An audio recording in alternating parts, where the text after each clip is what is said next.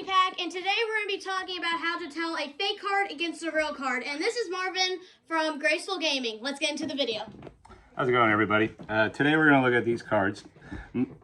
These are the most common cards that you will see whenever you go to purchase a Pokemon card and it ends up being fake. These metal cards, these come from a pack where you purchase them and they are all fake. We consider these fan art. They're made out of a thin tin. These are telltale signs that they're not real Pokemon cards. Pokemon does make 3 cards that are metal like this, and the back looks exactly like a regular Pokemon card instead of a metal one. Now, this card here is from a pack that was purchased from Amazon, where all of these cards came for $4, and these are all fake cards that were manufactured outside of trademark, and then they were made and sold on Amazon. We're going to go through some easy ways to spot the fakes other than the metal one. This one here, it has a linear shine to it where you can see that the hollow goes completely from one side to another in a lined fashion. When you have a real Pokemon card, there are no linear shines like that. The hollow is actually the same shape as the Pokemon, and it moves with the light instead of in one linear shape from side to side. Here's another obvious fake. This one doesn't have any hollow on it, so you can't have the ability to tell for the shine. But if you look at the details, you can tell this isn't real. The HP on this card is 9,000. Pokemon doesn't make HP above 300 or 400. That's one of the telltale signs. Other things like butthead bounce, misspellings, things like that are telltale signs that these are not real Pokemon cards.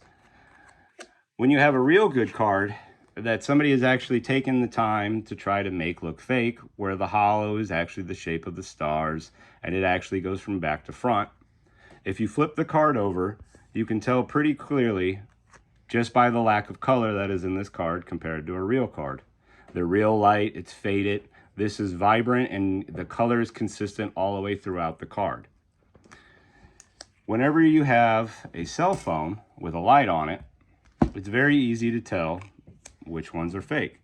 If you place the card over the cell phone, you can see that the light actually comes through the card, making it obvious that this is not a real card. This is what a real card will look like. It blocks out all light from passing through it, and you are unable to tell that there is a flashlight from underneath. This is a real card. The other thing that makes these things really obvious, if you're able to pick them up, is the feel of them.